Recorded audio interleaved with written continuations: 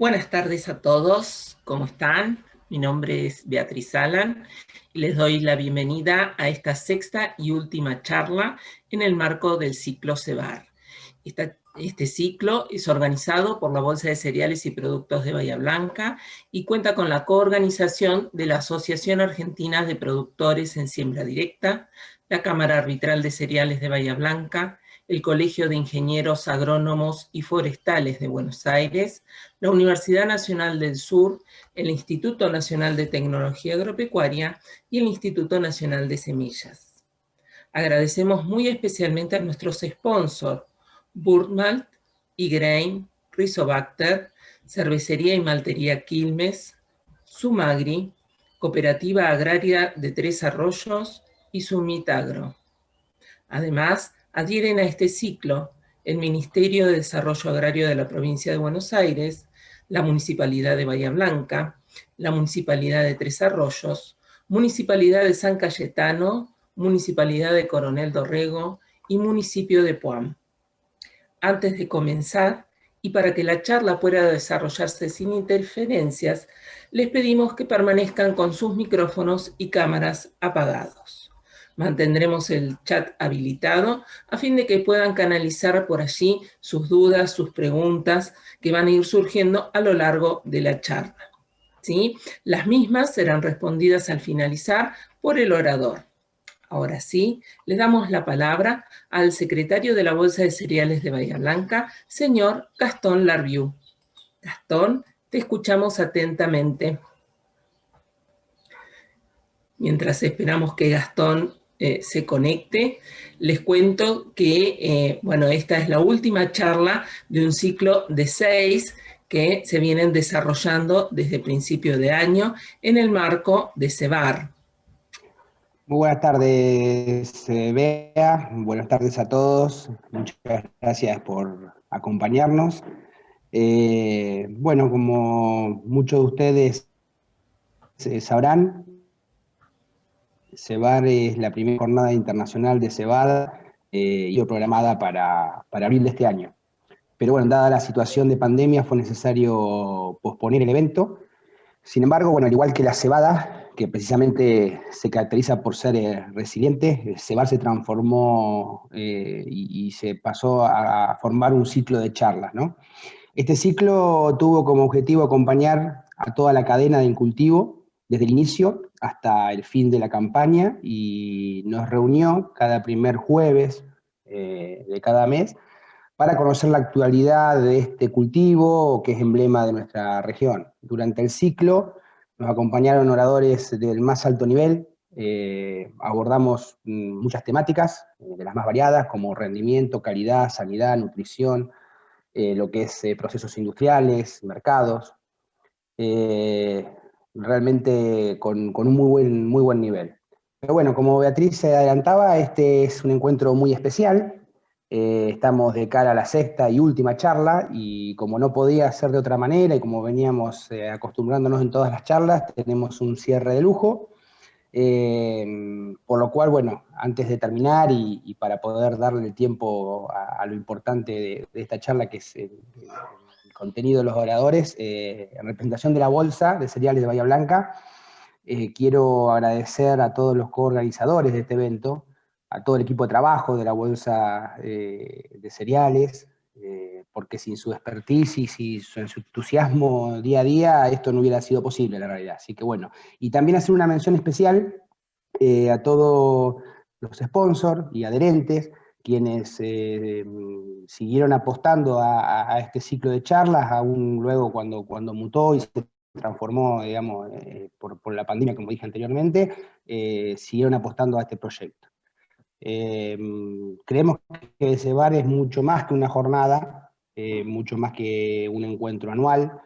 CEBAR es un sello de nuestra región y es un merecido reconocimiento a este noble cereal que está muy arraigado a nuestra zona. Podemos decir que es la insignia que logró agrupar a todos los agentes de la cadena cebadera en un mismo lugar, pero bueno, creo que tampoco necesitamos mucho más explicaciones para decir lo que es Cebar. Cebar para nosotros es Cebar Argentina, así que bueno, les agradezco a todos nuevamente, muchas gracias, disfruten de este cierre, y es el deseo de todos, más allá de que no sabemos cómo vamos a seguir con esta pandemia, pero es esperarlos el próximo 22 y 23 de abril en Cebar 2021. Muchas gracias. Muchísimas gracias, Gastón, por tus palabras. Y bueno, ahora formalmente podemos dar inicio a las disertaciones agendadas. En primer lugar, escucharemos la charla Estado actual de la cebada argentina. La misma estará a cargo del ingeniero agrónomo Fidel Cortese. Fidel es ingeniero agrónomo egresado de la Facultad de Ciencias Agrarias y Forestales de la Universidad Nacional de La Plata. Durante más de 20 años estuvo a cargo de la producción de semilla y comercialización de cebada en la cervecería y maltería Quilmes, Sociedad Anónima. Desde hace 8 años es asesor privado de empresas agropecuarias y consultor en temas de cebada de empresas como ACA, BAF, Bayer, Syngenta, Yara, Timac Agro. También asesora a cooperativas y acopios dedicados a la comercialización de cebada. Colabora con la página especializada www.cebadacervecera.com.ar. Actualmente es presidente de la región sur del Colegio de Ingenieros Agrónomos y Forestales de la provincia de Buenos Aires e integrante del Consejo Directivo Provincial de la misma entidad. Además, Fidel es el presidente de la comisión organizadora de Cebar 2021. Va a actuar como moderador en esta ocasión el ingeniero Mario Cataño. Hechas las presentaciones, te escuchamos muy atentamente, Fidel. Bueno, Beatriz, muchas gracias, buenas tardes. Gracias a Bolsa Cereal y a todas las entidades organizadoras y sponsors de este importante evento, que como bien dijeron, por cuestiones que todos conocemos, no lo pudimos hacer este año y lo vamos a realizar el año que viene, el 22 y 23 de abril del 2021. Veremos en qué modalidad nos permite hacerlo. Y es un orgullo y un placer poder compartir esta charla con Uli, que tiene vasta experiencia en el mercado de cebada, así que lo mío va a ser solamente caracterizar un poco el año y cómo está el cultivo de cebada en Argentina, y después sí dejarle paso a ella para que nos hable del mercado y de las condiciones actuales. Así que yo voy a compartir la pantalla. Ahí no sé si se ve. Sí, perfectamente. Si querés la podés ampliar. Perfecto. Ahí está, genial, genial, Fidel. Bueno, yo voy a tratar de tomarme no más de 15 minutos para hablar un poquitito de cómo es el año en nuestro país, desde el punto de vista productivo de cebadas, tanto cervecera como forrajera. Así que la idea es caracterizar un poco este año tan particular, que no solamente fue particular para los cultivos, sino desde todo punto de vista. No me voy a detener a hablar en todos los problemas que estamos teniendo, tanto en el país como en el mundo, con esta situación que estamos viviendo. Pero algo que hizo interesante fue cómo empezaron a cambiar los mercados a partir del mes de agosto. Tanto es así que muchos lotes que estaban destinados a cosecha gruesa, lotes que venían sobre todo en la región sudeste de cultivos de cebada, soja de segunda, o trigo soja de segunda, o maíces de primera, que normalmente van a gruesa, cambiaron y fueron a fina, normalmente la mayoría a trigo, pero muchos lotes también a cebada. Esos cambios en el mercado, que seguramente Uli después va a explicar, tienen mucho que ver con el comportamiento de China, que en todos los cereales, pero particularmente en cebada, fue bastante agresiva con las compras, y en nuestro país compró bastantes toneladas, que hizo que el mercado rápidamente reaccionara con los precios. Hubo durante todo el año buenas relaciones insumo-producto, sobre todo en la segunda mitad, y cuando hubo que fertilizar los cultivos con nitrógeno, realmente la relación fue una de las mejores de los últimos años. Se implantaron muy bien los cultivos en todas las zonas, pero tuvimos heladas que después vamos a ver, sobre todo en la zona centro-norte de Buenos Aires, Santa Fe, Córdoba, Entre Ríos, que hicieron que algunos lotes se perdieran, después lo vamos a ver. También hubo una gran variabilidad de precipitaciones, zonas que estaban completamente secas y zonas donde no podíamos entrar por excesos de humedad. Muy buena sanidad generalizada, y esto tiene que ver, después vamos a ver un poquitito con algún cambio varietal, pero también con el cambio de la mentalidad del productor, de las malterías y de toda en general la cadena comercial. En cuanto al tema curasemillas, se empezó a trabajar con mucho más cuidado. Ustedes saben, en los últimos años hemos tenido bastante problemas, sobre todo, por ejemplo, del carbón de la cebada, algo que se explayó en la charla anterior el doctor Marcelo Carmona, y hizo que se usaran curasemillas de mucha mayor tecnología, y eso hizo también que ayudaran a esta buena sanidad generalizada. Y por supuesto, la palabra que todo el año nos acompañó y nos sigue acompañando es la incertidumbre desde todo punto de vista, tanto productivo, político, económico, y eso es con lo que hoy convive fundamentalmente el productor, pero también la industria.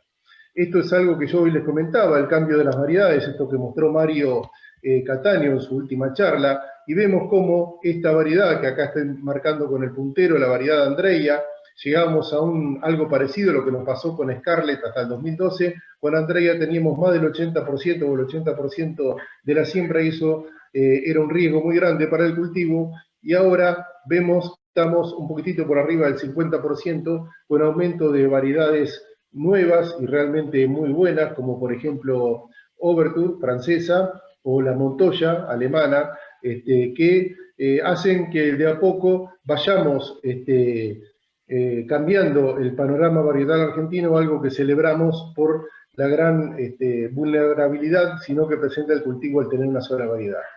La superficie sembrada en nuestro país, de acuerdo a las zonas, en lo que es la zona de Córdoba, centro-norte de Santa Fe y Entre Ríos, hay aproximadamente unas 20.000 hectáreas, y lo pongo en rojo a esa zona porque fue las zonas más castigadas y que menos reaccionaron frente a las heladas y a las lluvias tardías. La zona núcleo de la Pampa húmeda, con 90.000 hectáreas, 80.000 hectáreas en lo que es el noroeste de la provincia de Buenos Aires y norte de la Pampa, y eso está en amarillo porque realmente ahí hay mucha mezcla de cosas, hay cultivos que están buenos, pero en general es una zona que también todo llegó tarde y no se pudo recuperar. El norte, oeste de la provincia de Buenos Aires, la zona al norte de Pehuajó, todo lo que es Villegas, realmente siguen los cultivos muy, muy castigados. Y la zona centro de Buenos Aires, igual que la zona núcleo, si bien hay lotes que están muy buenos, hay mucha variabilidad en cuanto a cómo están los lotes, porque sobre todo lo que fueron siembras tempranas, en muchos casos muy castigadas por lo que fue las heladas, que después vamos a ver, y realmente no se recompusieron. Las siembras tardías realmente se comportaron muchísimo mejor. Lo que es sudoeste de Buenos Aires y La Pampa, y sudeste bonaerense, que entre los dos tienen casi 600.000 hectáreas sobre el total de 850.000 en el país, hasta hoy vienen muy bien, pero en este momento, donde los cultivos están empezando llenados de grano, ya están en pleno llenado de grano, depende de la zona, realmente la necesidad de agua es muy importante, y hay suelos poco profundos en toda esta zona, y eso hace que estemos necesitando lluvias, y esperemos que las temperaturas no sean muy elevadas y que nos acompañen en la última etapa del llenado de grano. Y después una pequeña superficie en la cuenca del Salado, también con amarillo, porque hay varias situaciones. Ahí hubo problemas serios de anegamiento, donde parte de los lotes se perdieron. Todos estos datos, bueno, los compartimos con el ingeniero Mario Cataño en cebadacervecera.com.ar.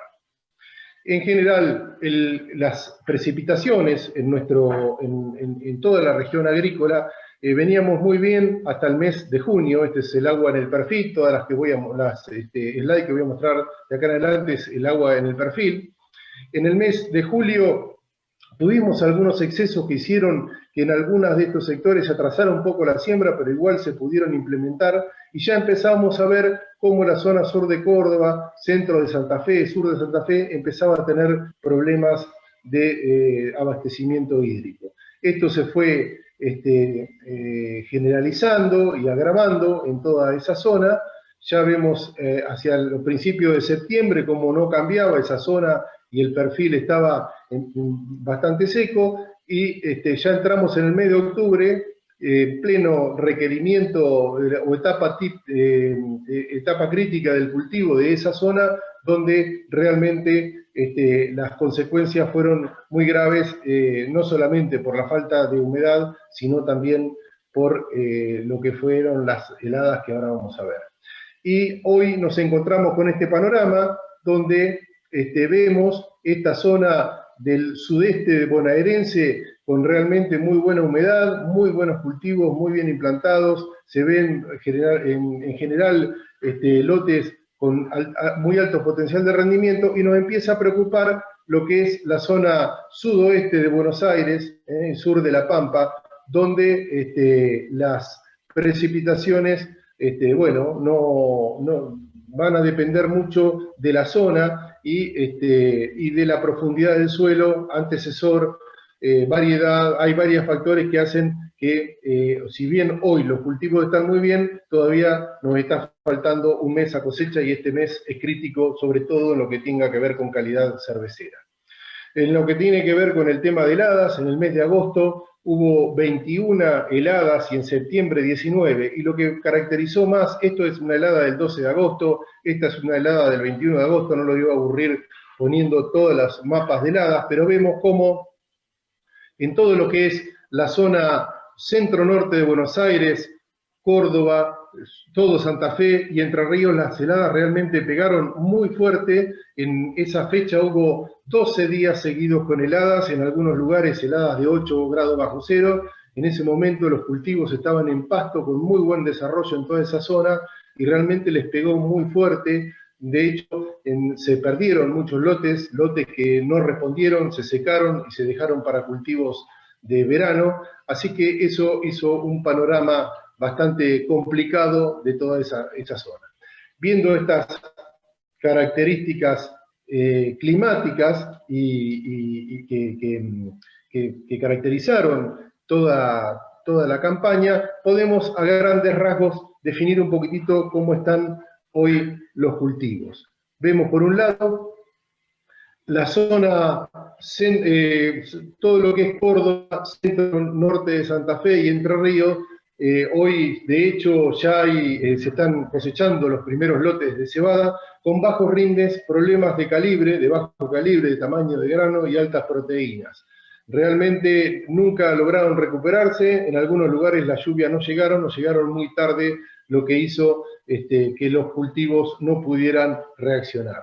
Tenemos toda la zona central con rindes de calidad dispares, todo lo que es, como les dije antes, norte de La Pampa, noroeste de Buenos Aires, con problemas serios seguramente en lo que tenga que ver con rindes y calidad, y en el centro norte de la provincia de Buenos Aires realmente las cebadas se comportaron muy bien, se recuperaron bastante de esas heladas que hoy hablamos, y se espera una merma de rendimiento con respecto a los últimos años de entre un 10 y un 20%.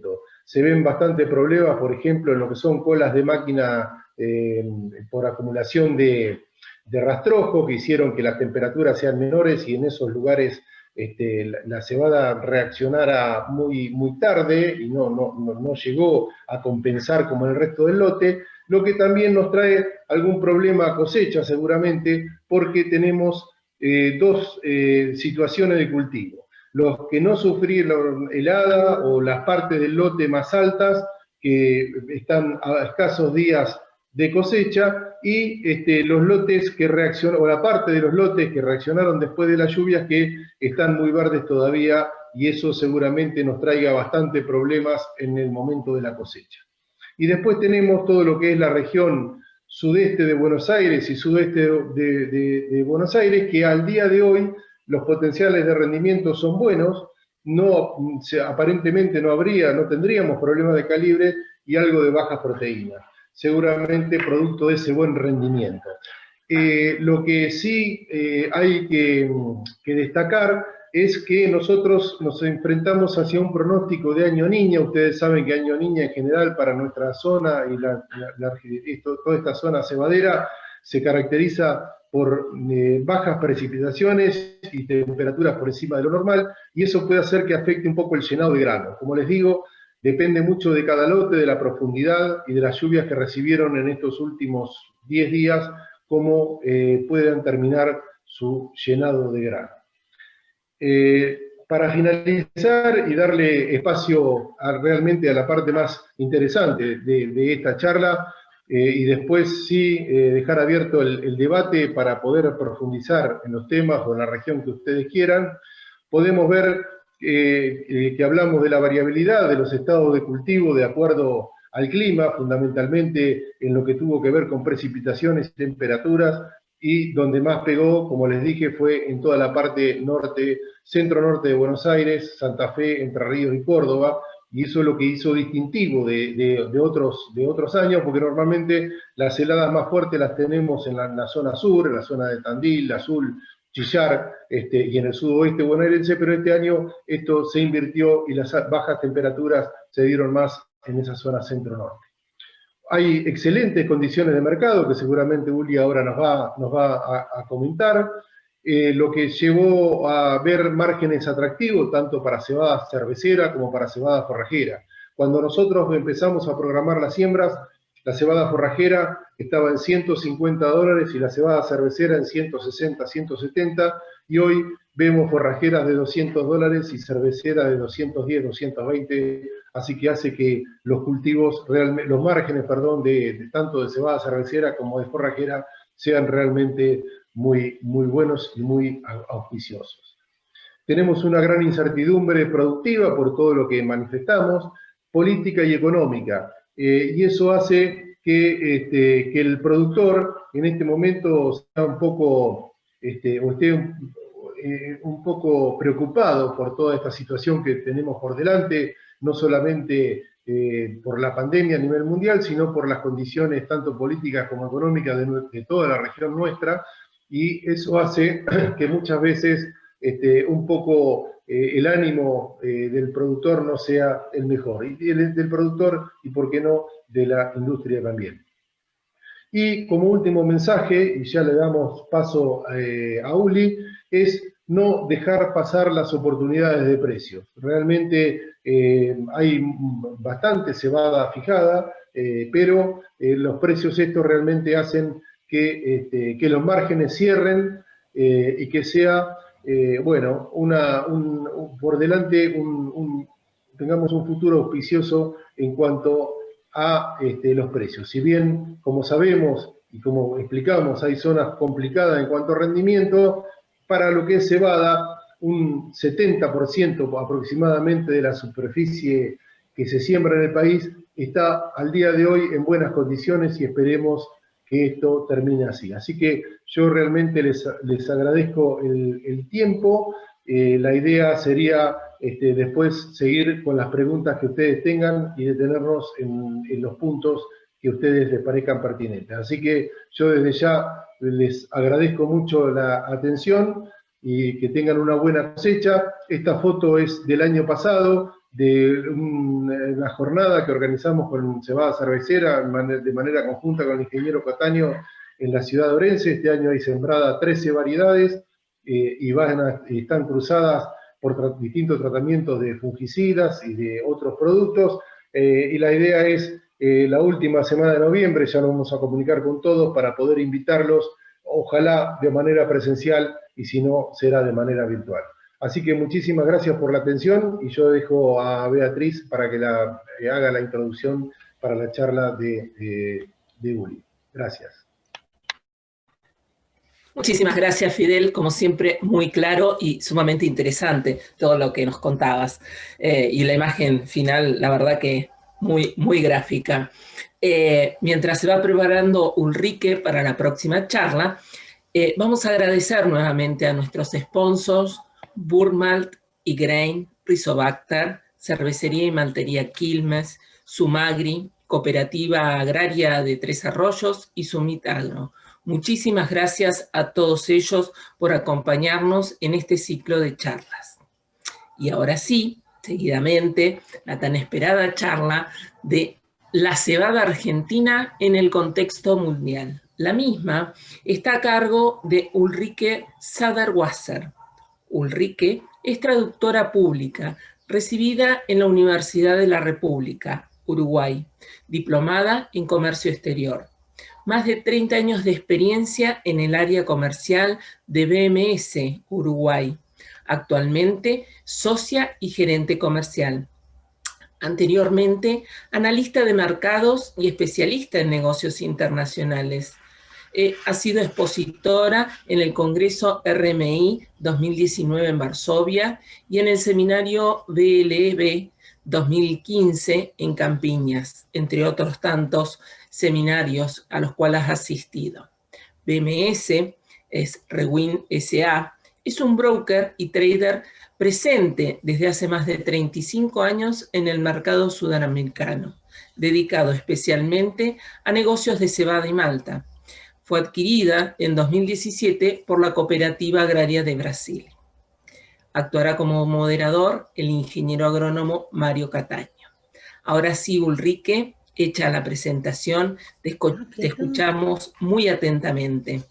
Ya está. Iniciar el video. Hola, sí. Buenas tardes a todos. Antes que todo, quiero agradecerle a CEBAR por haberme invitado a participar de estas charlas y me siento súper honrada de participar de compartir esta charla con Fidel Cortese y bueno, y también con todos los participantes anteriores que tienen todos un gran reconocimiento y larga trayectoria, así que muchas gracias. Un segundo que...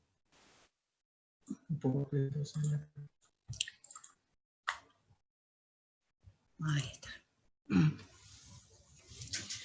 Bueno, cuando comencé a preparar la presentación, fui pensando en todo lo que impacta en el mercado y fui anotando.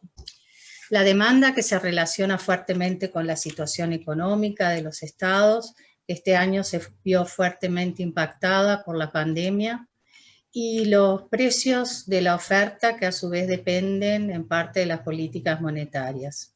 La oferta del producto en el contexto mundial y de otros productos similares, donde juega un importante rol la condición meteorológica durante el desarrollo del cultivo y la cosecha. Decisiones políticas que definen la ruta del comercio, como por ejemplo cuando China impuso en mayo el arancel del 80% a la cebada australiana, que tendrá vigencia en principio durante los próximos 5 años. Mirando ahora la primera diapositiva, yo pensaba, si en el futuro miramos para atrás, seguro que el 2020 estará asignado principalmente con el recuerdo de la pandemia del de este año, ¿no? Del COVID-19. Lamentablemente, lejos de estar superada, la pandemia sigue propagándose con la trágica pérdida de muchas vidas. Pero como resultado del relajamiento de los confinamientos y con el apoyo de los gobiernos y los bancos centrales en todo el mundo, la economía mundial ha vuelto a resurgir desde las profundidades en las que cayó en el primer semestre de este año. En octubre pasado, el Fondo Monetario Internacional entregó sus nuevos pronósticos para la economía mundial. Y ahí, de acuerdo con este informe, la caída de la economía mundial en 2020 sería menos 4,4%, cuando la proyección en junio era de un descenso de 5,2%. Esta actualización se debe a los resultados un poco menos alarmantes en el segundo semestre, así como a ciertas señales de una recuperación más fuerte en el tercer semestre.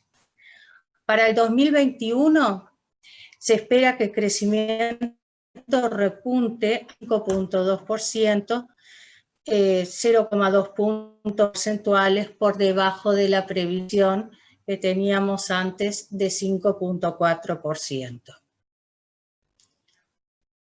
Las economías avanzadas experimentan una variación significativa en el pronóstico que hace el Fondo para el 2020. Estados Unidos trae una caída que fue corregida a menos 8%, esperada en junio, a menos 4,3%. Mientras que la zona euro, la corrección será de 10,2% para menos 8,3%. Por otra parte, China será la única economía mundial con un crecimiento positivo en 2020, que la entidad sitúa en 1,9%, casi el doble de la tasa que había previsto en junio. China también alcanzaría, según las previsiones del FMI, un crecimiento del 8,2% en 2021, el más alto en casi toda la década.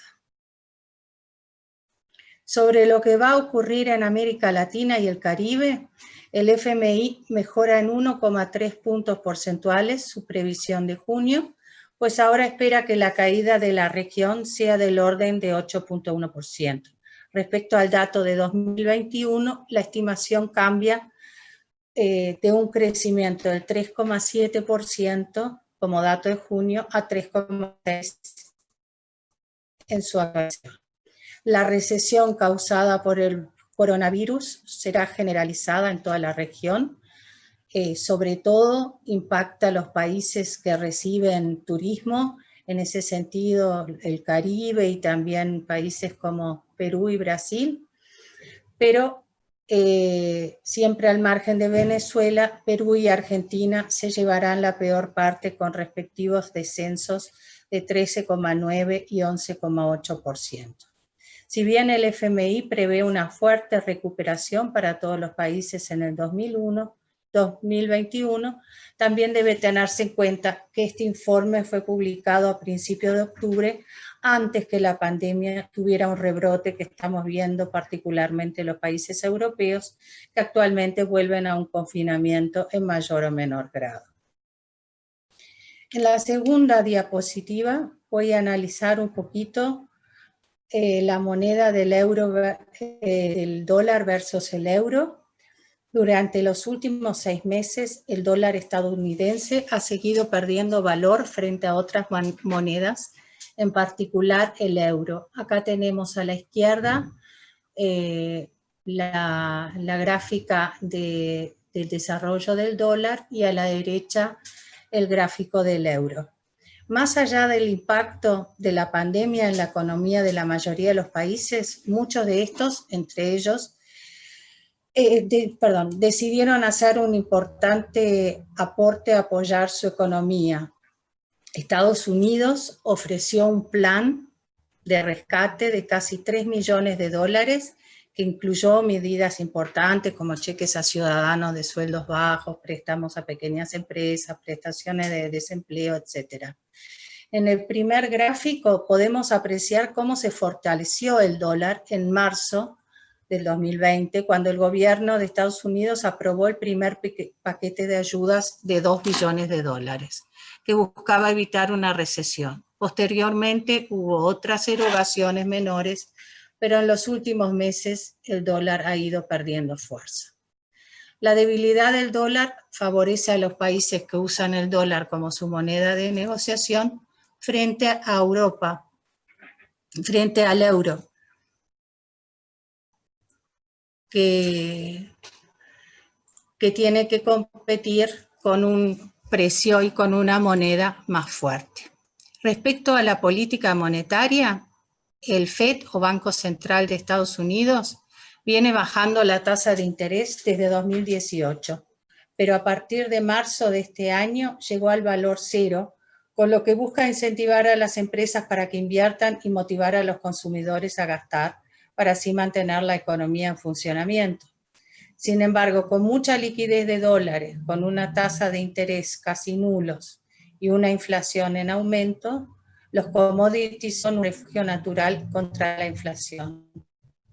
Sin tasas de interés atractivas, han ingresado fondos de inversión al mercado de futuros de commodities como refugio de capitales y actualmente parecen tener una importante incidencia en la suba o baja de las bolsas, incluso en las de los granos.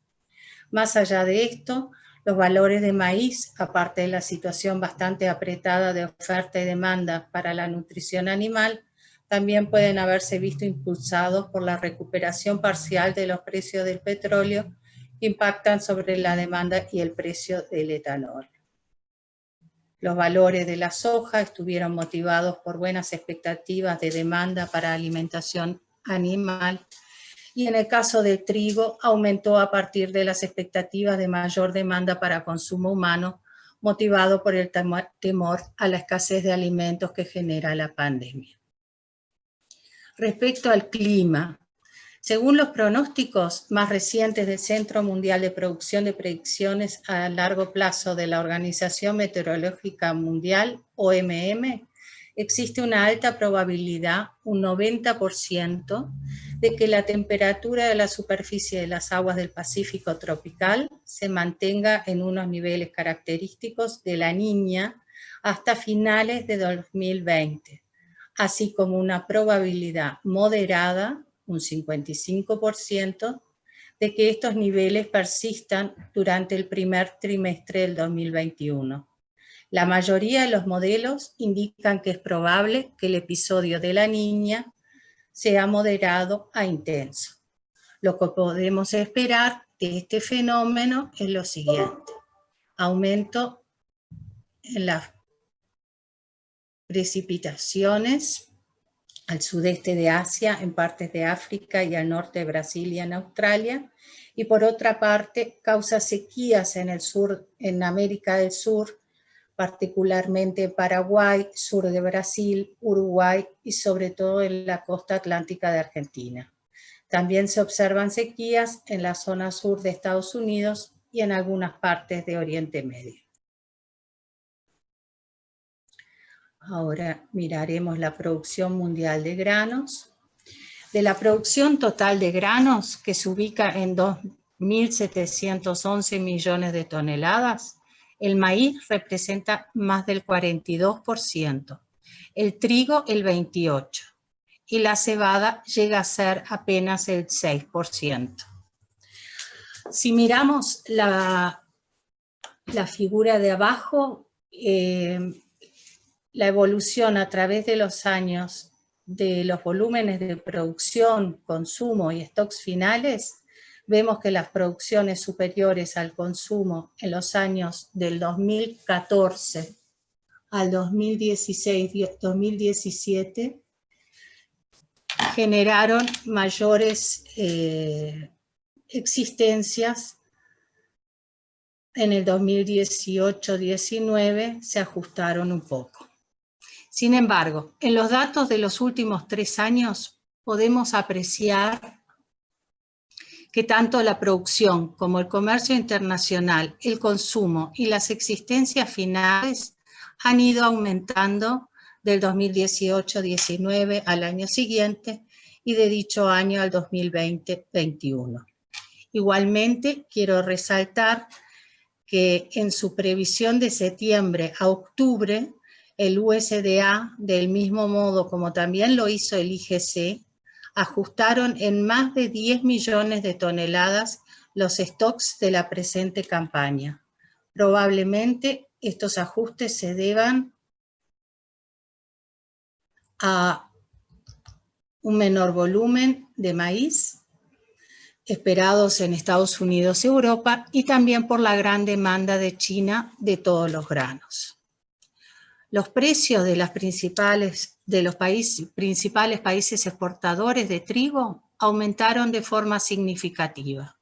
En Estados Unidos, por una oferta más limitada que la esperada, una capacidad de elevación comprometida y fuerte demanda de embarques. Los precios en Rusia también aumentaron por la fuerte demanda del exterior en medio de un enorme programa de embarque previsto para septiembre. Los precios de la Unión Europea, Canadá y Australia acompañaron el aumento registrado en Estados Unidos, Rusia y Ucrania. Sin embargo, la fuerte demanda de China por todos los productos agrícolas parecería haber sido el motor del mercado de los últimos meses. Abajo a la derecha incluimos un cuadro donde se ven la evolución de los precios desde octubre del año pasado, diciembre, noviembre, ahí hay un error, febrero, agosto, octubre primero y ahora octubre 30 del 2020. Y ahí vemos que desde febrero hasta octubre la evolución que tuvieron los precios en todos los productos, bueno, sobre todo en trigo, pero también en cebada forrajera, como para tener una idea de cómo fue la evolución en los últimos meses.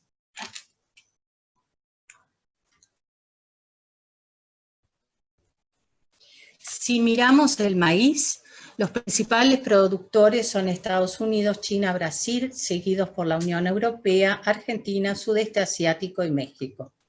Los grandes exportadores son Estados Unidos, Brasil, Argentina y Ucrania, que ha duplicado su producción en los últimos 10 años.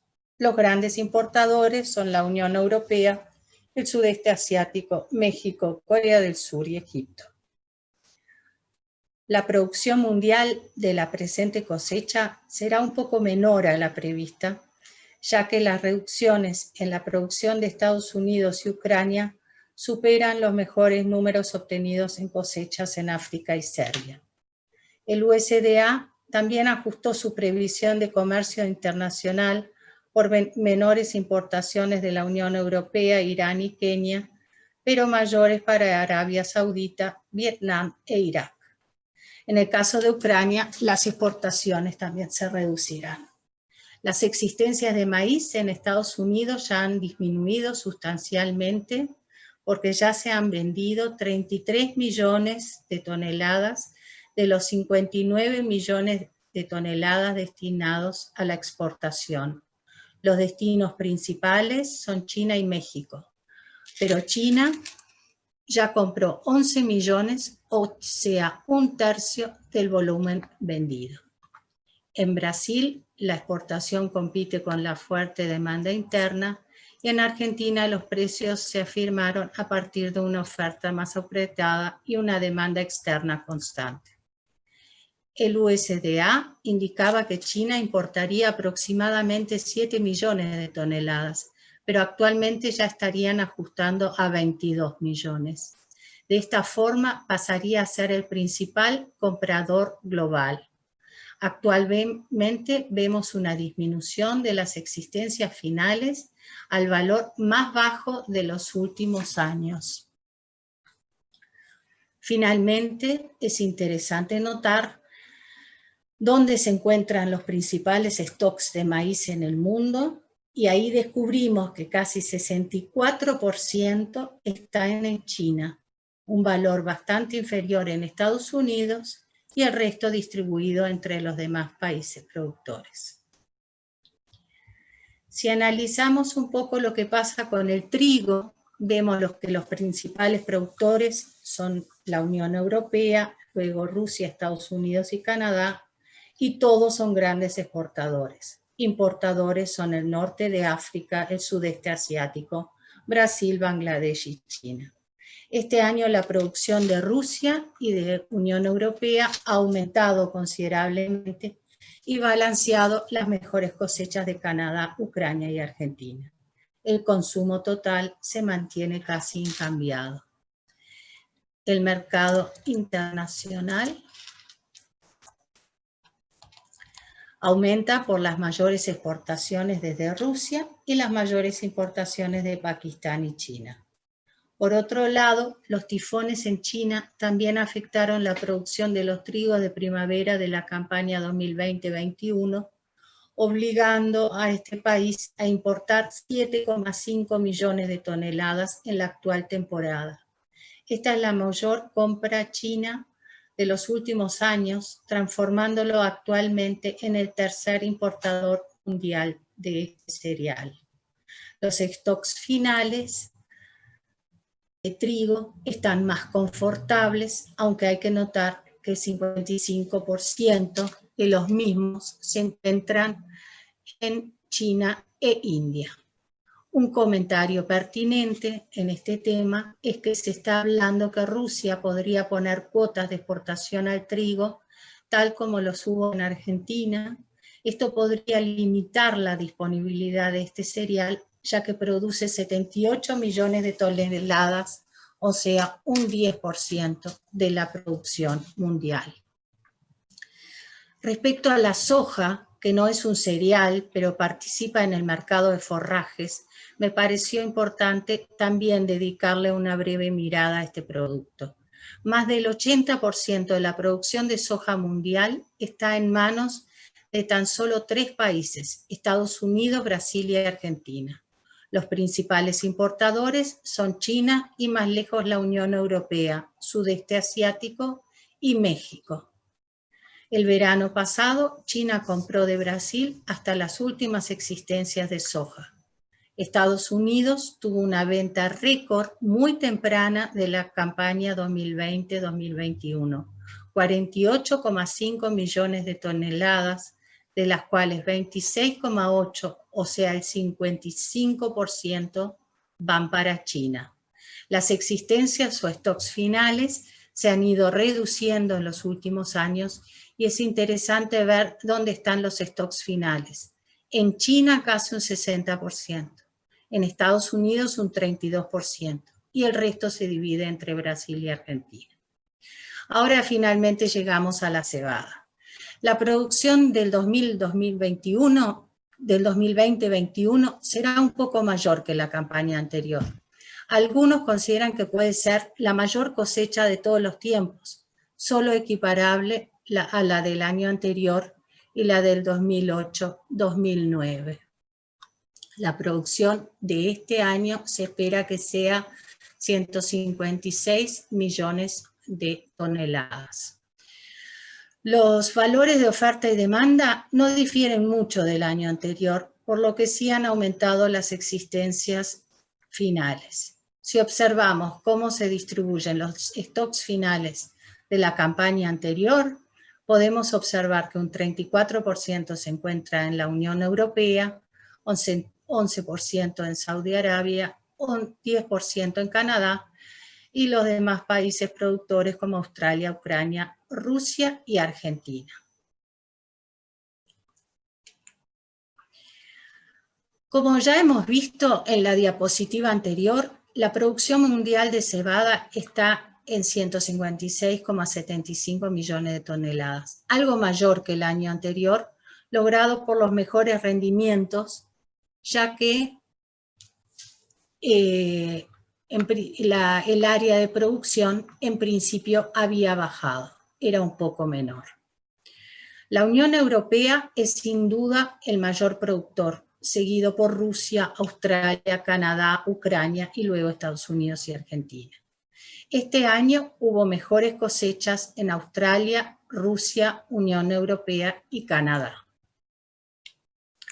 Mirando a las distintas áreas de producción, la Unión Europea,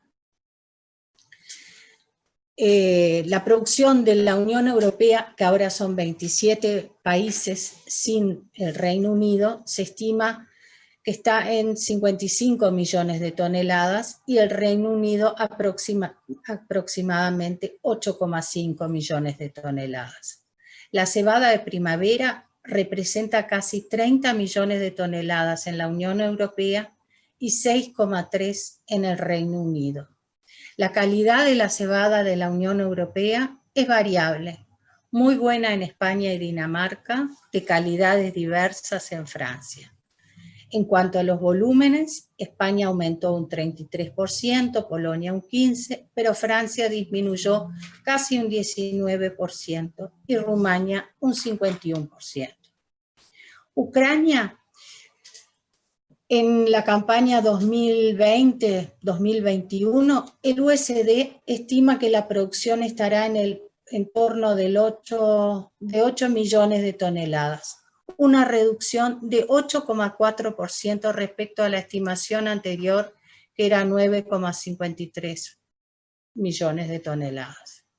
Esta estimación se basaba en el área plantada y el rendimiento esperado, pero la sequía hizo que los rendimientos bajaran.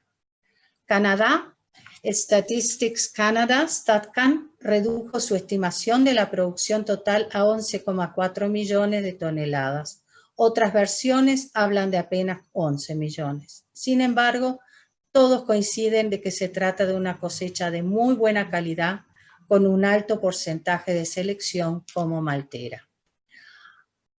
Respecto a Australia, el Foreign Agricultural Service de Canberra estima que la producción de la cosecha 2021 será de 10,3 millones de toneladas, 200.000 toneladas menos que la previsión anterior del USDA.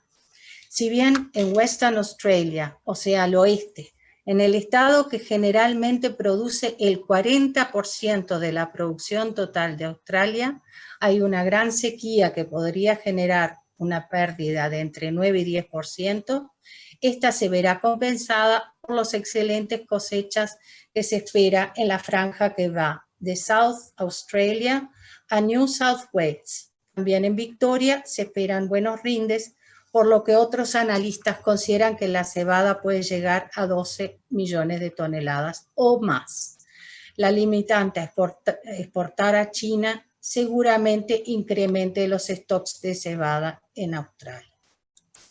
Argentina, no tengo absolutamente nada que agregar después de lo que informó Fidel, así que me lo voy a saltear. En la placa tiene alguna información de menor área plantada respecto al año anterior, riesgo del impacto de la sequía, sobre todo en el norte, lo que marcó Fidel, y igualmente se espera una buena cosecha con buenos rindes y calidad.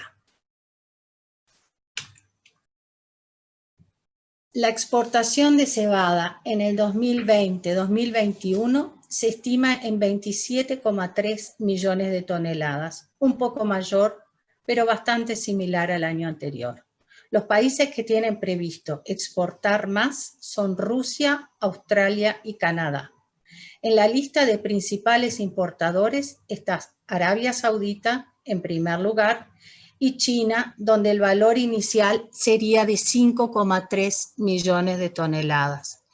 Pero es una gran interrogante vista la voracidad con la que está comprando en el mundo.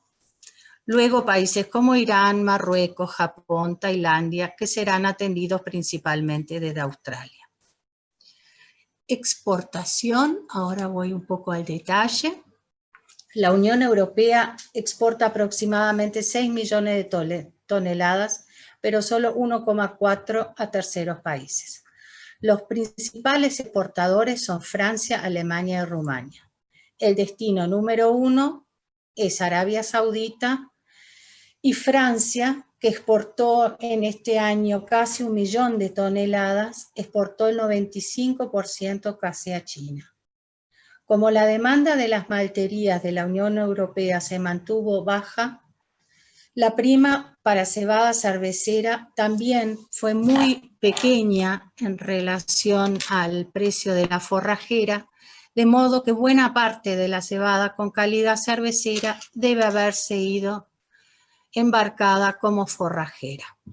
Ucrania, Arabia Saudita es el principal comprador de cebada forrajera, acaparando el 65% del total exportado, o sea, 2,3 millones de toneladas.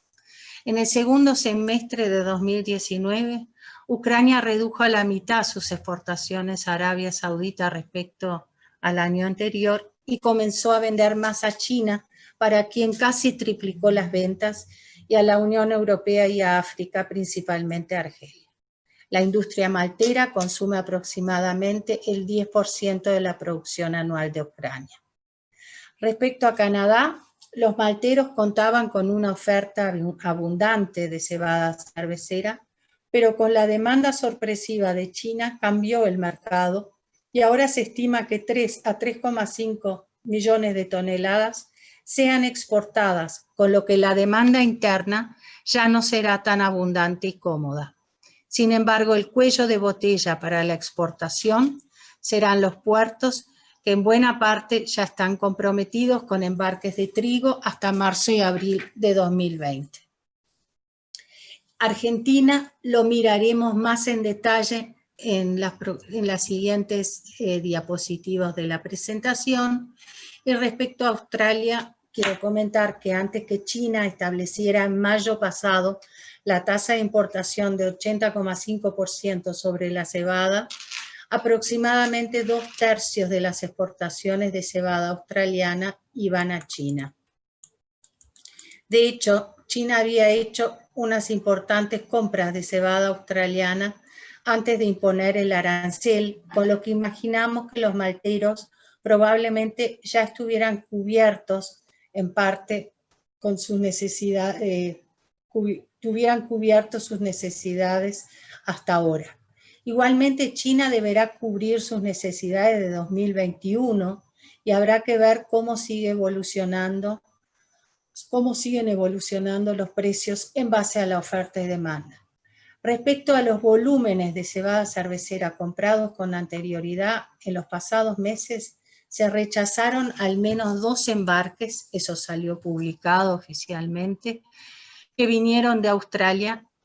Pensamos que tal vez fueran barcos que iban a malterías en admisión temporaria o que eran compromisos adquiridos antes del tema del impuesto del arancel de importación, y China informó que suspendería los embarques contratados desde Australia por haber encontrado un exceso de malezas en el producto. Respecto a lo cual Australia comentó que son materias extrañas que siempre se encontraron en su cebada, pero en fin, tal vez sea una penalización adicional, no lo sabemos. Como consecuencia del arancel impuesto, la cebada australiana pasará a atender a los demás mercados asiáticos y el Mediano Oriente. Acá vemos los detalles de cuáles fueron los destinos de la cebada cervecera de Argentina en el 2019 y 20. Los destinos tradicionales para cebada cervecera son principalmente los países de América del Sur, como Brasil, Colombia, Perú, Ecuador y Chile. Y en general se sumaba India y Vietnam. Los otros destinos como Saudi, Kuwait, Omán, Túnez, etc., son de cebada forrajera. He de destacar que las exportaciones del 2019 y 20, los volúmenes exportados a Saudi, Brasil y Colombia ya representan el 65% del total exportado. Si comparamos las campañas anteriores, vemos que en 2019 la exportación de la cosecha 18-19 fue de 3.885.000 toneladas de cebada. De esto, un 41% fue cebada cervecera y 59% forrajera. En 2020, la exportación de la cosecha de 2019-20 fue de 2.626.000 toneladas de cebada. Debo mencionar que en esta suma obviamente todavía falta noviembre, porque es hasta octubre, y no hemos terminado aún el año comercial. De estos números, el 45% fue cebada cervecera y 55% forrajera. Algo más de cervecera y menos de forrajera que el año anterior. En los gráficos de abajo comparamos lo exportado en estas dos campañas, tanto de cebada cervecera a la izquierda, como de cebada forrajera a la derecha. La comparación en ambos años llega hasta la semana 44, que en el 2020 terminó con la última semana de octubre. O sea que son comparaciones del comienzo en el mismo momento hasta octubre, o sea, sería de diciembre a octubre en ambos años, y ahí podemos ver cómo ha evolucionado de un año al otro las exportaciones. Vemos en parte el impacto de la pandemia, que en el caso de la cervecera se puede ver explicitado en algunas exportaciones de la cosecha 2021, por ejemplo, a Ecuador, a Perú, exactamente, y a Chile. Y el impacto que tuvo el arancel impuesto a Australia, donde China pasó a ser el nuevo cliente de cebada, principalmente de FQ y forrajera, mientras que otros destinos dejaron de comprar en Argentina porque seguramente otros orígenes seguramente pasaron a ser más competitivos, de Australia y Mar Negro. Por ejemplo, me refiero a Irán, Jordania, Qatar, que no compró más, etc. Y también Arabia Saudita, que redujo bastante sus compras de un año al otro. En este cuadro presentamos primeramente el balance a la izquierda del año 19, de la cosecha 19-20. Ahí partimos de un área de 1 millón de hectáreas, un rendimiento de 3,6 toneladas por hectárea, lo que da una producción de 3.600.000 toneladas. Siempre trabajamos con un 75% de selección, digamos, normalmente, lo que nos da un volumen de cebada cervecera de 2.700.000 y de cebada forrajera 900.000. El carrín del año anterior había sido 400.000 toneladas. Entonces, tenemos la demanda doméstica, donde incluimos el consumo de las malterías, lo que se publicó oficialmente, más 150.000 toneladas de forrajera que se usan, que es también parte de la demanda doméstica, y la semilla.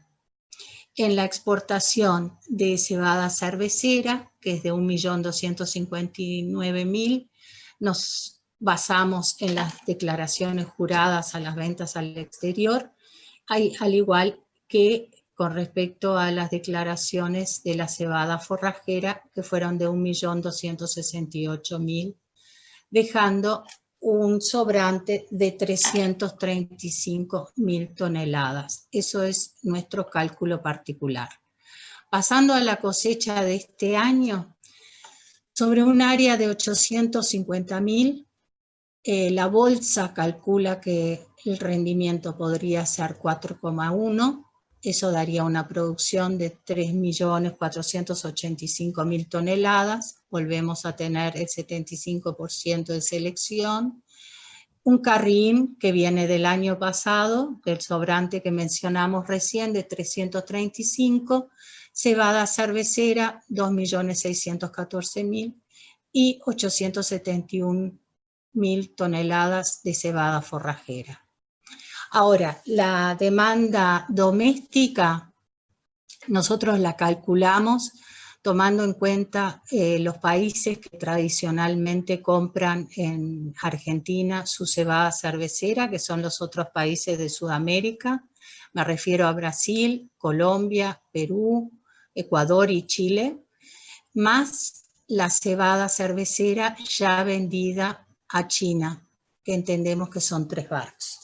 Después de la cebada forrajera, tomamos las declaraciones de JBE hechas hasta el 3 de noviembre y restando estas exportaciones de malta y de forrajera y la demanda interna, que es el consumo de las malterías, más la semilla y más una demanda de forraje de 150.000 también, o de 100.000 en realidad, nos da un sobrante de 890.000 toneladas que nosotros consideramos que todavía estarían en el mercado.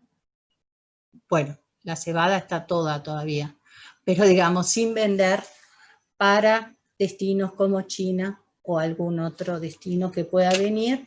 Y sabemos que este volumen todavía tiene parte, o buena parte de este volumen, por supuesto que puede ser cebada cervecera.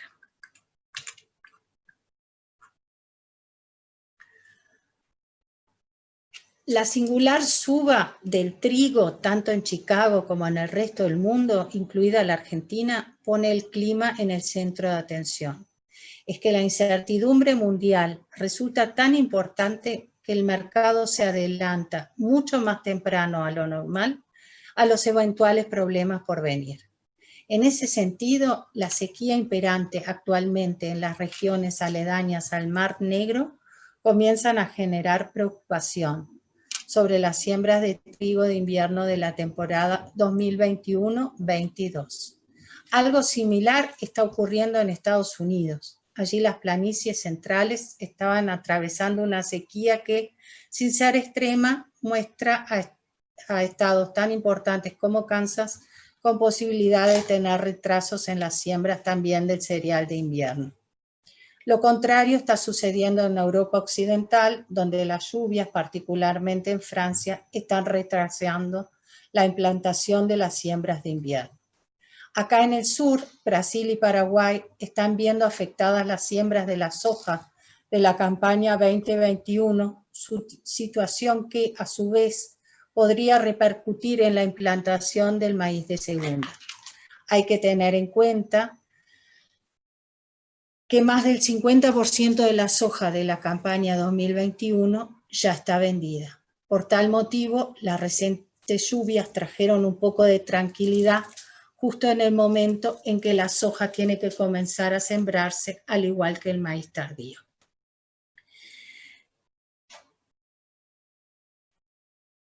China vende los stocks de maíz al mercado doméstico. Podría ser por los siguientes motivos: tal vez calidad, tal vez el tifón que afectó parte de los stocks, o un error en el cálculo del gobierno de lo que había en stocks y la demanda de consumo. También podría ser una estrategia comercial para no estar susceptibles a la guerra comercial con Estados Unidos. La realidad es que no se sabe muy bien las razones, pero sabemos que está ocurriendo. Y acá a la derecha tenemos dos noticias que aparecieron en la prensa. El 3 de noviembre salió una noticia informando que China había suspendido la compra de vino tinto, carbón y azúcar, a lo que China respondió que no había sido una decisión central, sino una decisión unilateral de los importadores. Otra noticia que puede tener un fuertísimo impacto sobre todos los granos, sobre todo los mercados de granos, es que China estaría evaluando imponer también un arancel a las importaciones de trigo de Australia. Les recuerdo que Australia exporta 19 millones de toneladas de trigo, de las cuales muchos solían ir a China. En conclusión, ya estoy terminando, si alguien está muy cansado, queda poquito. La cosecha mundial de cebada 2020-21 puede considerarse buena en cantidad y calidad, si bien falta conocer el resultado final de Argentina y Australia. El boicot de China a la cebada australiana ha cambiado la lógica de exportaciones y de la dinámica del mercado. China está siendo un comprador voraz en el mercado, no solo de cebada, sino de todos los granos, y actualmente nadie sabe con certeza cuáles son los volúmenes que irá a comprar. Hoy por hoy hay pocos orígenes aprobados para China en cuanto a cebada. Hay un mercado selecto que puede vender a China, que son Argentina, Canadá, en la Unión Europea, solamente Francia y Ucrania. En teoría también está Rusia, pero no suele ser un origen elegido por los traders, así que normalmente queda por ahora en esos 4 países que nombré anteriormente. Uruguay en realidad también tiene un protocolo firmado con China, pero habitualmente no tiene sobrantes importantes de cebada. Sin embargo, este año, dado que en Uruguay hay una excelente cosecha, también tal vez pueda lograr cargar algún Handymax. Dinamarca en este momento también está negociando un protocolo fitosanitario con China. Por otra parte, vemos que la fuerte demanda de China impulsó los precios a la suba y todos los orígenes se están quedando con poca oferta. En los países no vendedores a China, los precios de la forrajera están mucho más competitivos, pero también hay mucha oferta pero tampoco hay mucha oferta de parte de los productores. O sea que son precios más bien nominales, y la verdad es que cuando uno va a buscar oferta ya se complica un poco más. Si bien estos mercados no siguen la suba de precio tan fuerte como se vio en los demás, los precios de la forrajera han ido subiendo lenta pero firmemente. En nuestra oferta y demanda anterior, vimos que según nuestros cálculos, Argentina tiene un volumen de 890 o 900 mil toneladas entre cebada forrajera y cervecera aún por vender, partiendo de la base que estarían cubiertos todos los otros destinos tradicionales de cebada cervecera. También estamos viendo que se están presentando problemas en el hemisferio norte y sur con la implantación de las nuevas cosechas, que puede desde ya despertar alguna preocupación respecto a la campaña próxima. Como hemos mencionado también, el dólar contra el euro favorece los precios cotizados en dólares. El pasado 3 de noviembre, eso es otro tema, tuvieron lugar las elecciones presidenciales en los Estados Unidos, cuyos resultados vienen muy reñidos y tal vez todavía pasen algunas horas o días hasta que se sepa el resultado. Hemos visto cómo ha manejado Trump su política exterior, en particular con China, pero habría que ver cuál sería el panorama de quedar electo Biden. De todo lo anterior, entendemos que hay condiciones objetivas para pensar en un mercado alcista, al menos mientras siga la demanda de China y estén dispuestos a comprar en otros orígenes, aunque sea a precios más altos. Del mismo modo como en mayo China decidió de un momento a otro imponer la pesada tasa de importación a la cebada australiana, también consideramos que rápidamente podrían invalidar su decisión. Hoy, realmente, con estas noticias que han aparecido, y también sabemos que Australia habló con un ministro en China para ver si no se podía revocar el arancel, pero le dieron un no rotundo, de modo que no parece factible que esto ocurra en un periodo corto. Pero estamos seguros que cuando suceda, China no va a enviar un aviso previo al mercado, y ahí sí que se va a cambiar toda la lógica del mercado y vamos a tener que reacomodarnos y ver qué pasa si eso ocurre, pero no sabemos si ocurrirá. Muchas gracias a todos por escucharlo, fue una larga charla, pero bueno, había muchos temas que tener en cuenta y me parecía que no se podían obviar algunos temas. Bueno, muchísimas gracias. Qué gusto, Fidel y Uli, escucharlos. Grandes amigos, excelentes profesionales, muy buena información, muy buenas presentaciones. Tengo algunas preguntas, algunas propias, otras que han aparecido. Empezamos por Fidel, que está más descansado. Así le dejamos a Uli que tome un vaso de agua, por lo menos. Sí. Fidel, hay una pregunta de... A ver, ¿cómo ves vos que va a venir la cosecha? Porque, bueno, los problemas del norte, posiblemente se atrase. O sea, ¿vos ves que va a haber un emparejamiento en la cosecha? ¿No se va a diferenciar tanto norte-sur? ¿Cómo ves ese tema? Mira, a mí me parece que, o sea, lo que veo es que en la zona centro-norte la preocupación mayor es lo de parejo que está. Entonces, vamos a tener que ver en los próximos días cómo evolucionan toda la parte verde de los lotes, sobre todo en las zonas más afectadas por heladas, y en los lotes con mayor cobertura donde más se ve esto. Y acá en la zona sur vamos a depender mucho del llenado de granos. Si los pronósticos se cumplen y tenemos precipitaciones y mayores temperaturas, seguramente la cosecha se acorte. Hoy, digamos, los datos que tenemos tomados a Espigazón son normales, no habría por qué pensar en un clima normal que se adelante la cosecha. Pero me da la sensación que en la zona centro-norte va a haber una disparidad muy grande de cosecha. De hecho, por ejemplo, en lo que es centro-norte de Santa Fe, los lotes sembrados tempranos ya están cosechando y los lotes sembrados tardíos todavía les faltan, por lo que nos están comentando, entre 7 y 10 días por lo menos. Entonces esa disparidad se va a ver sobre todo en lo que es sur de Santa Fe y centro-norte y noroeste de Buenos Aires. Sí, yo estuve haciendo una gira la semana pasada ahí en el norte y hay cebadas, o sea que se van a cosechar después de algunos lotes de trigo, ¿no? Que se va a invertir también. Puede pasar eso sobre todo el rebrote post-helada, ¿no? Sí, otra pregunta para vos, Fidel.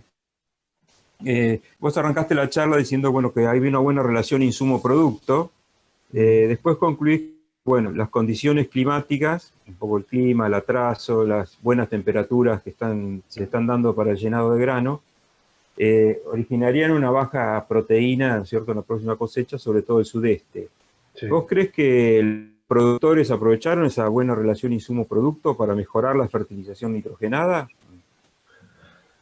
Mira, a mí me da la sensación que el productor, en general estoy hablando, por supuesto que hay particularidades para los lados.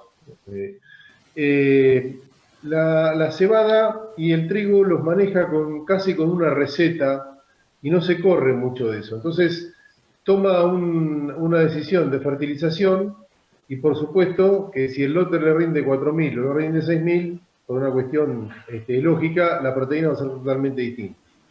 Un dato que llama la atención, y esto lo escuchamos en las charlas que dio Nahuel Ragusi acá en este mismo ciclo de charlas, sí, y varias gente que trabaja en suelos, es la baja frecuencia con que se analizan los suelos. Entonces, partimos, normalmente hacemos ajustes sin saber lo que tenemos abajo, y eso es bastante peligroso, sobre todo en años donde hubo un gran lavado. Ahí previo a la siembra, recordá que en mayo, junio tuvimos muy buenas precipitaciones, ahí hubo un lavado importante de nutrientes, sí, y el productor siguió usando la fórmula clásica de acuerdo a al potencial del rendimiento que tenga, usando entre 25 y 28 kilos de nitrógeno por tonelada de grana producida. Entonces, digamos, ese nitrógeno, de acuerdo al rendimiento, se va a diluir y la proteína en lote de alto rendimiento creo que puede llegar a ser un problema por la baja proteína. Un problema comercial para poder cumplir los contratos con las malterías, pero no un problema económico, viendo la demanda que sigue o el precio firme que siguen teniendo los granos. Un dato que dijo Uli, que es realmente interesante, es las bajas declaraciones de juradas de venta que hay en la forrajera y el excedente que hay. Por lo tanto, sigo creyendo que hay que ir tomando posiciones bastante antes de la cosecha para no quedar afuera. Bien, coincidido. Bueno, Uli, hay una pregunta referida a la categoría FAC. ¿Podés describirla, lo que es la categoría FAC, y cuál es su diferencia con la cebada forrajera que se vende, por ejemplo, a Arabia Saudita o a Medio Oriente? Sí, creo que hay bastantes diferencias entre la FQ. La básica es la cebada forrajera, digamos con las condiciones de cebada forrajera, más germinación. En realidad hay lugares como China que se llevan una cebada forrajera, por supuesto de la Argentina, ¿no? Donde en realidad un 75% tiene una calidad cervecera y que tienen una muy buena germinación. Después, algunas veces tienen algunas exigencias respecto a la proteína o respecto a la humedad, por supuesto, pero no tiene nunca una exigencia respecto a la pureza varietal. Eso es un tema que a todos estos destinos no les importa para nada que vayan mezcladas distintas variedades en la cebada. En principio es eso. Sí, en principio sería una forrajera mejorada donde sí se pide capacidad germinativa, que en la forrajera común no se pide. Exactamente. Y listo, y sería una categoría inferior para uso de cervecera.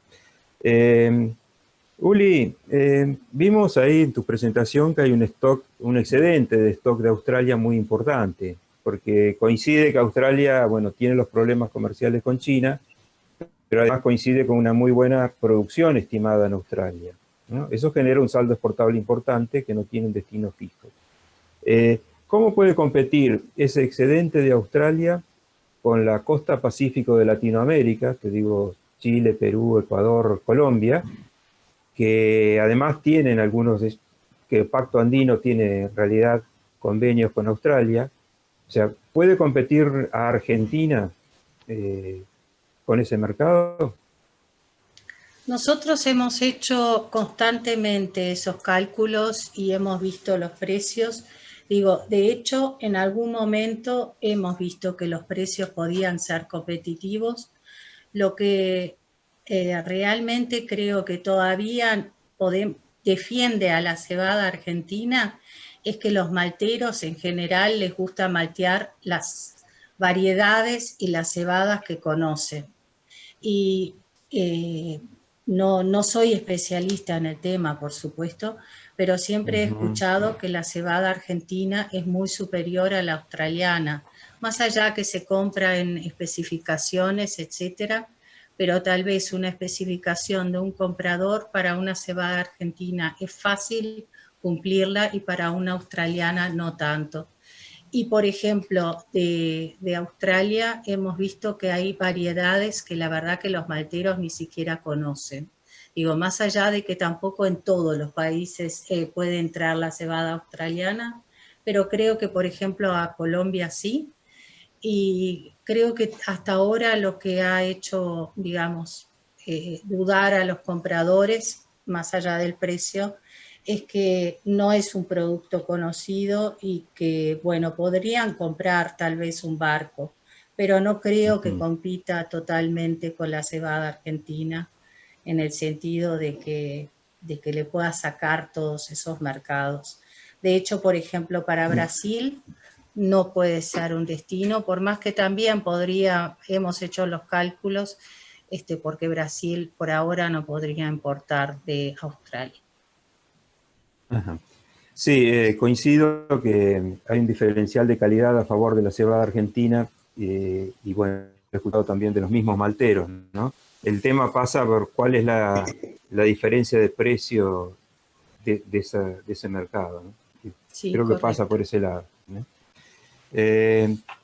Después, bueno, hay una pregunta bueno, está referido al cuadro de Uli cuando mostró la producción de Argentina y mostraste un rinde medio de 4,1 toneladas, ¿no es cierto?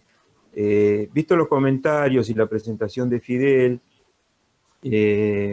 bueno, la pregunta viene a ver si ese rendimiento es optimista, es realista, o no sé, tal vez que Fidel podría aportar o entre los dos. Sí, sin duda Fidel va a poder responder mucho mejor que yo, porque se pueden imaginar que yo solo he visto alguna foto de cómo vienen las cosechas en Argentina y por supuesto que, bueno, nos nutrimos de muchísima información, pero lo que hacemos nosotros, que a veces puede ser errado, es basarnos en datos, digamos, de alguna institución, en este caso tomamos el de la bolsa, para no inventar cualquier valor que a nosotros se nos ocurra y que nosotros no tengamos ninguna base para decir, este es un valor que yo considero correcto, ¿sí? Porque no estoy en Argentina. Entonces, seguramente Fidel va a tener ahí una respuesta absolutamente cierta y mucho más confiable que la mía. No, lejísimos de poder dar esa respuesta, porque la gran duda que seguimos teniendo es que eso es una diferencia que tenemos con la bolsa, es qué superficie sembrada hay en Argentina. Porque el rango va entre 850 y 1 millón de hectáreas, lo que hace que tengamos una diferencia en la cosecha después de unas 500.000 toneladas, que en otros cereales es poco, pero para la cebada es muchísimo. Yo creo, sin arriesgar cuál va a ser el rendimiento de promedio de Argentina, pero tomando como base los rendimientos del año pasado, que creo, no recuerdo Mario, pero estuvieron en 4,2, algo así. Sí, fue 4,1, 4,2, más o menos así, sí. Sin duda que toda la zona centro-norte de Buenos Aires y todo lo que es Santa Fe y Córdoba, tendríamos que pensar por lo menos en un 15 a un 20% menos de rendimiento, siendo bastante optimistas en este cálculo. Porque no solamente tenemos toda la zona central de Santa Fe o más sur, Entre Ríos, que ahí se hace poca cebada, pero también en todo lo que es noroeste de Buenos Aires y centro de Buenos Aires, va a haber cebada de 2.000 y de 5.000 kilos, entonces es muy difícil arriesgar un rendimiento. Pero no tengo dudas que el promedio en esa región de rendimiento con respecto al año pasado va a caer un 20%. En cuanto a la zona sudeste, el año pasado y el anteaño pasado, recordemos que tuvimos muy buenos rendimientos y muy buenas cosechas. Yo este año no sería tan optimista con respecto a lo que fue la cosecha del año pasado, sobre todo por el pronóstico que tenemos por noviembre. Si el pronóstico se cumple, tenemos un año niña y las temperaturas se elevan un poco, no tengo duda que los rendimientos van a caer entre un 5 y un 10% con respecto al año pasado, y lo que es sudoeste sí está un poco superior, pero todavía también queda un largo camino. Por lo tanto, yo, si el año pasado el promedio fue 4,1, 4,2, no me animaría a decir que el promedio de este año vaya a ser mucho mayor a 3,7 o 3,8 a nivel nacional como promedio. Pero es una estimación, y bueno, Uli, nosotros, o yo particularmente también este año, mucha de la cebada la vi por foto porque no nos pudimos mover demasiado como hubiéramos querido. Sí.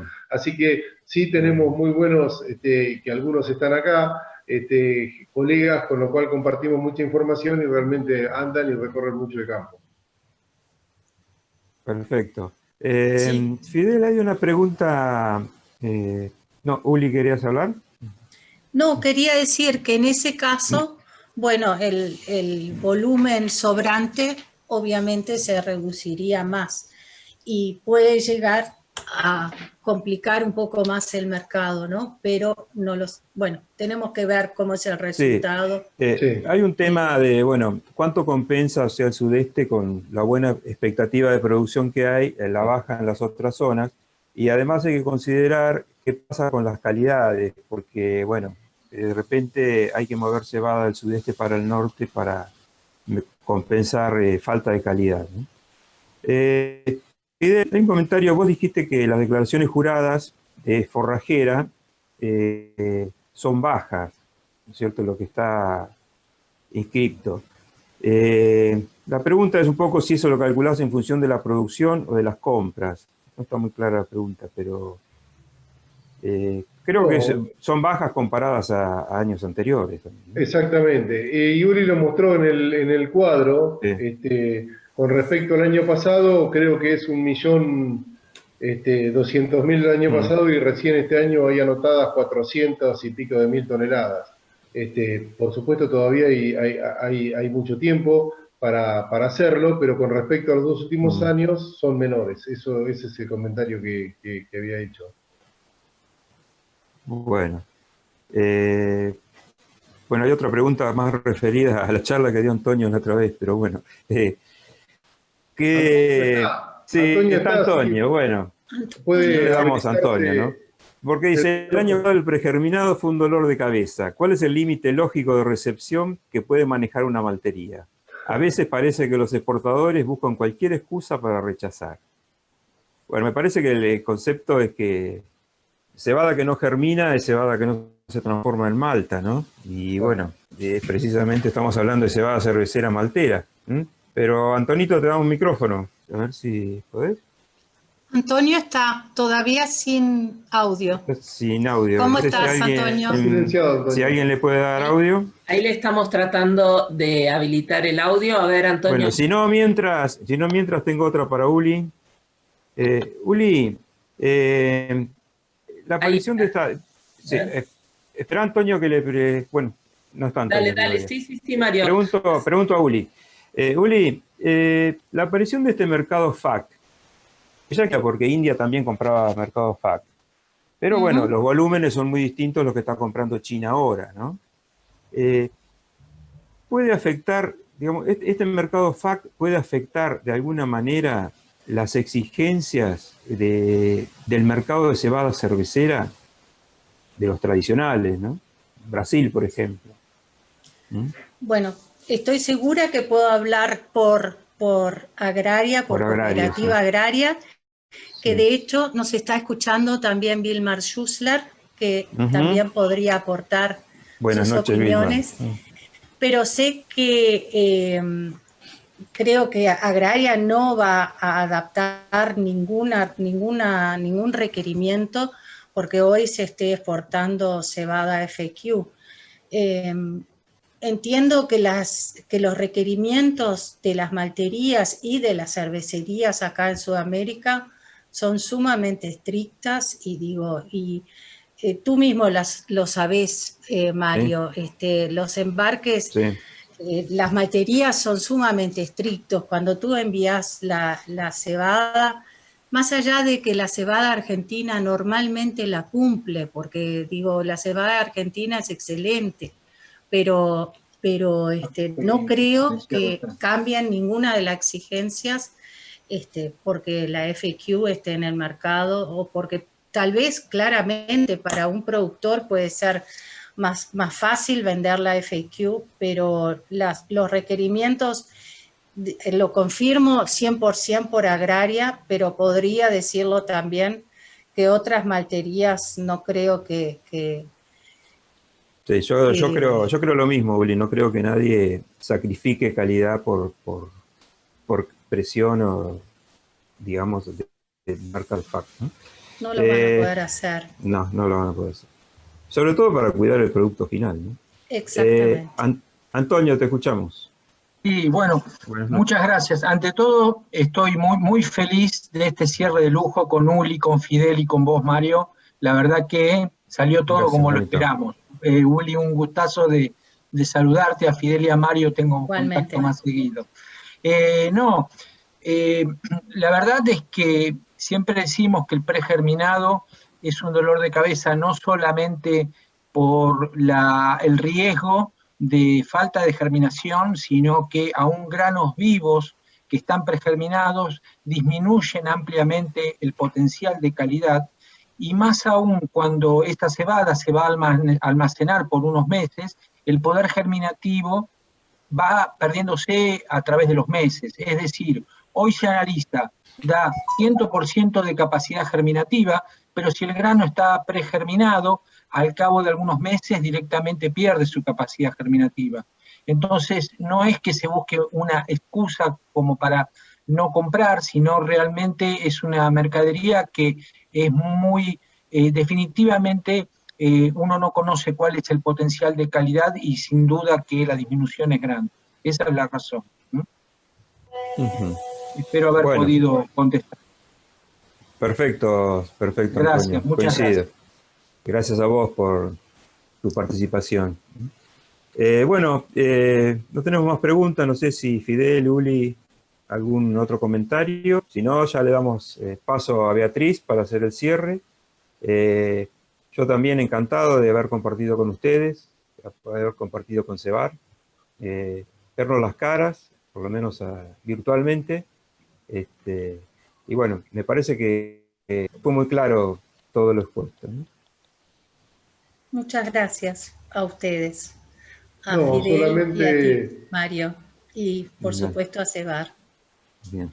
Solamente agradecer a la gente de la Bolsa de Cereales por todo lo que está poniendo en esta jornada, y esperemos el 22 y 23 de abril del año que viene poder vernos la cara y tenerte por acá, Uli, y poder saludarte personalmente. Esperemos que sí. Si existe la vacuna, seguro voy a estar. Bueno. Gracias. Esperemos. Gracias. Bueno, buenas noches. Gracias a todos. Buenas Beatriz. noches, gracias a todos.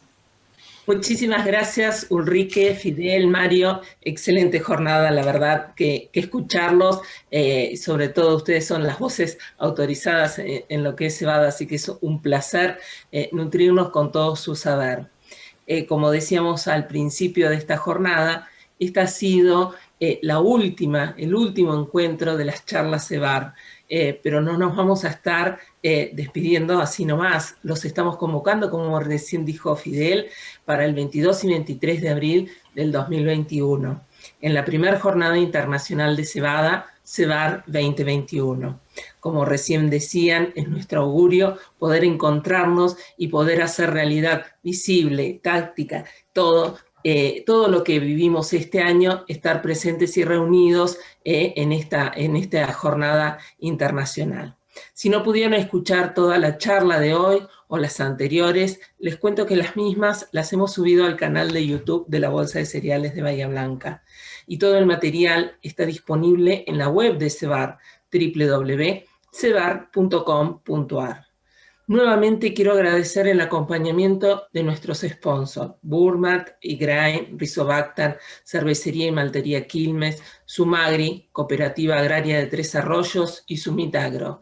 Gracias a ellos pudimos hacer realidad esta presentación y todas las anteriores. Agradecemos a nuestros expositores, a las entidades que conforman el comité organizador, a todo el equipo que está trabajando día a día detrás de cámara, y a nuestros sponsors, y por sobre todo a ustedes, que nos han acompañado, que se han conectado todos los primeros jueves de cada mes para escuchar, aprender y acompañarnos en este desafío que ha sido concentrar a todos los referentes de Cebada en un espacio que es a fin de conocer el cultivo y potencializarlo en nuestra región y en nuestro país.